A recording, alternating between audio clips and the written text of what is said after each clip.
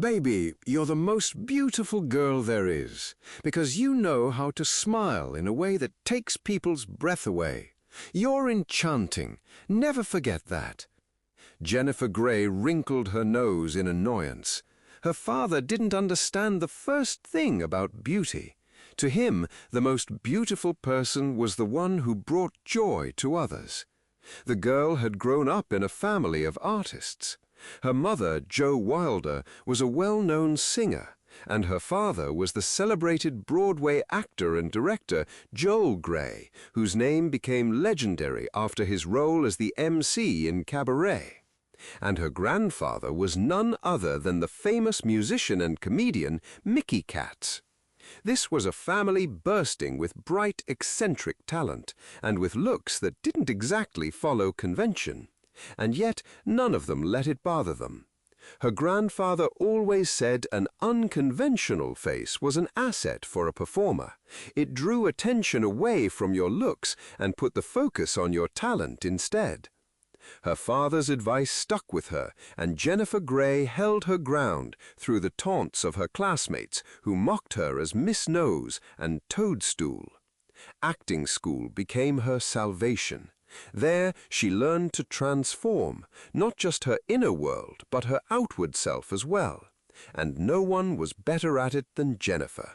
On the school stage, despite her slight frame and unremarkable looks, she landed the leading roles.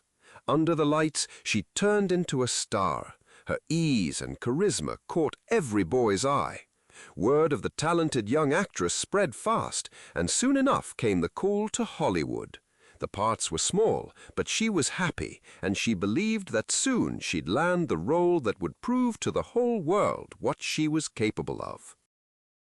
At 21, at a casting call for the film Endless Love, she heard a painful verdict from the assistant director. "Miss Grey, we respect your talent, but I'm sorry. For the lead, we need a beautiful girl." Jennifer left the studio in tears. By evening, she felt sick, and the thermometer was climbing off the charts. Even her father couldn't calm her down. Every word out of his mouth only made her angrier. "Dad, you don't understand anything. You think this is the first time. When I auditioned for Flashdance, everything was fine with them except my nose. That's exactly what they told me.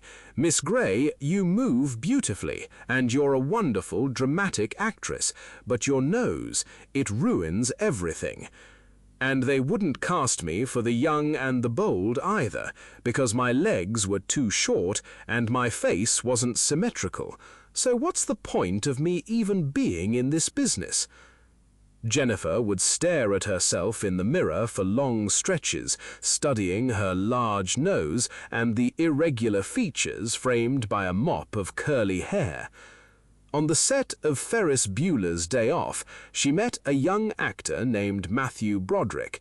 He was the first person to tell her, "You're the most beautiful girl I've ever met."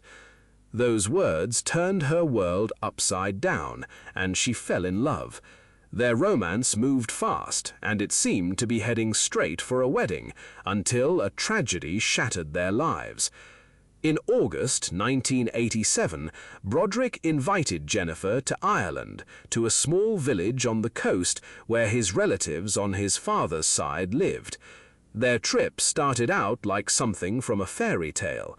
Broderick told her about the places from his childhood wrapped in legend and myth, and about how, according to local law, the 5 sons of Mill, the hero of Irish epic, had died by sorcery. They landed in Dublin, rented a car, and set off. Within an hour, they'd lost their way and ended up on a deserted road hemmed in by thick forest. Dusk fell fast, wrapping the road in a cool blue mist. Matthew wrestled with the map like it was a puzzle he couldn't crack. They agreed to keep driving until they ran into someone or spotted a house. Exhausted, Jennifer climbed into the back seat, kicked off her sneakers, and pulled a blanket over herself. Before long, she drifted off. She was jolted awake by screeching tires and Matthew shouting. The car was thrown into the air, flipped over several times and landed in a ditch. Climbing out of the wrecked car, they realized they'd been in an accident.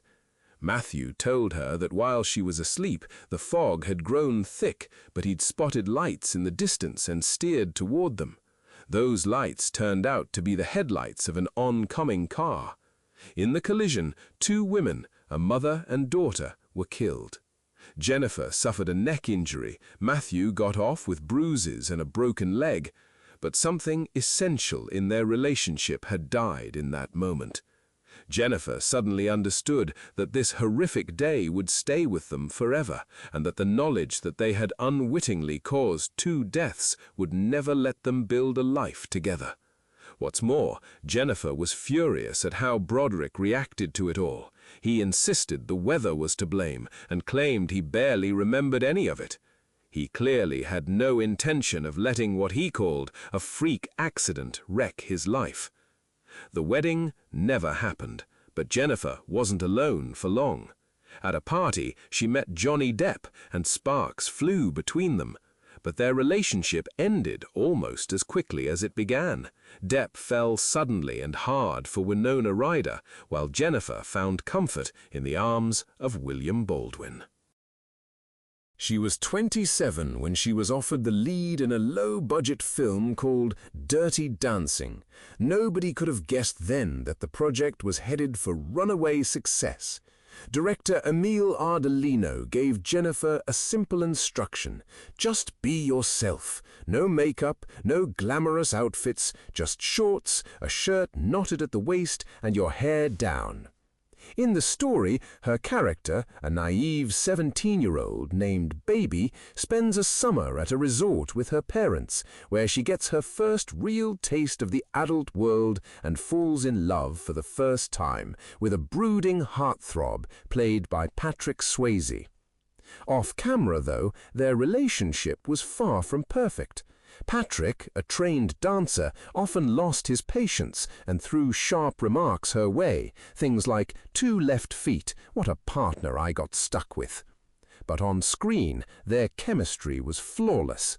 Dirty Dancing became a phenomenon, turning Jennifer into a superstar overnight. The years of failure and disappointment were forgotten. Every door was suddenly open to her, and the most powerful producers competed to offer her the biggest paychecks.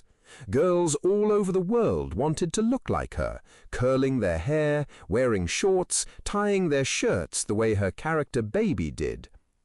Liam Neeson was so taken with Jennifer that by the 3rd day of knowing her, he'd already asked her to move in with him. She just shrugged. At that point in her life, it felt like she could afford to turn down offers like that without a second thought. She had everything a once insecure little girl could have dreamed of. Everything, except one thing: beauty. That unreachable dream, as tempting as it was destructive, gave her no peace. Miss Grey wanted desperately to be beautiful, but there was no fooling nature. She was tormented by her long nose, her slightly pursed lower lip, the faint lines starting to form around her eyes. She decided her face was like a botched sketch, one that needed to be erased and redrawn from scratch. In the spring of 1989, a plastic surgeon gave her a new face. When the swelling went down, the bruises faded, and the stitches came out, Jennifer looked in the mirror in horror. A stranger was looking back at her. Her features had changed beyond recognition. The surgeon, even though he'd followed her wishes to the letter, had turned her into a completely different person. There was no point suing him. After all, he'd given her exactly what she'd asked for. Back home, Jennifer sank into despair. She hid from everyone, stopped answering calls, and her career teetered on the edge of collapse. When she finally worked up the nerve to go to the supermarket down the street, the cashier who'd known her for years didn't recognize her. Not a single head turned as she walked by. Her father looked at her and shook his head. "Sweetheart, maybe you'll find your happiness in this, but the old Jenny is gone. and I'm going to miss her.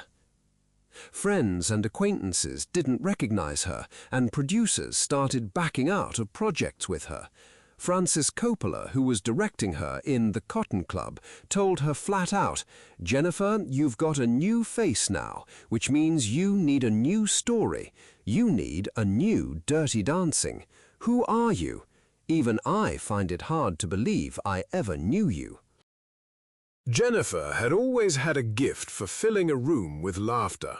She could pull the funniest face, flick a cherry off a cake at someone, or trip someone up as a joke without them noticing. It seemed like she'd always be that way, light, carefree. But now everything had changed.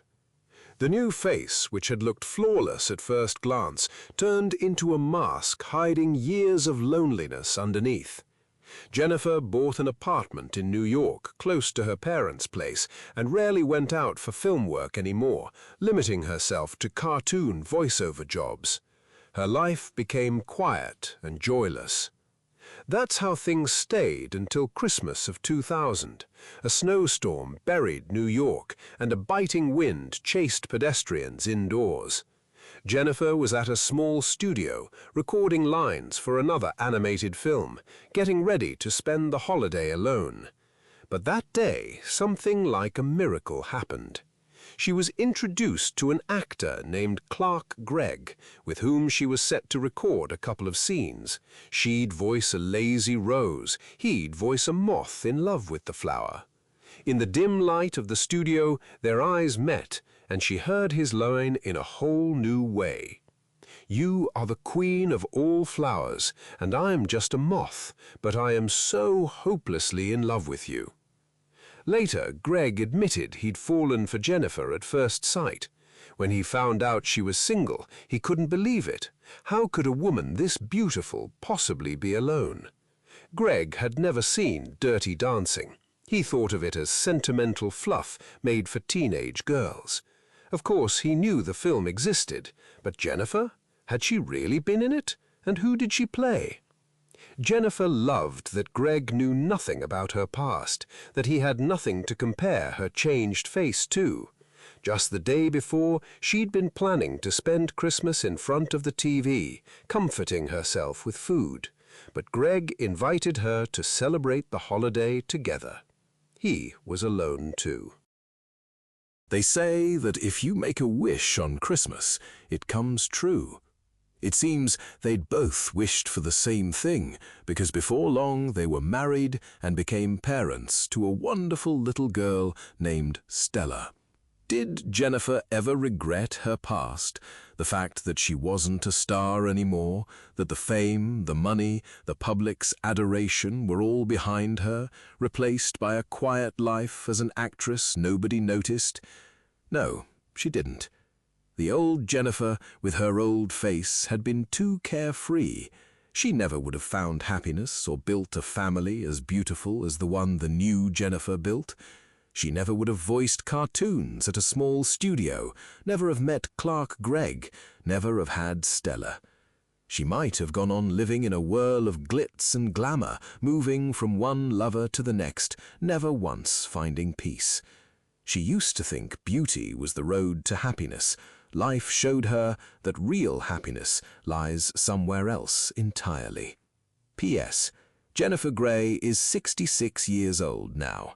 Her marriage to Clark Gregg ended after 20 years together, but they've remained friends. Their daughter, Stella, chose acting as her own career.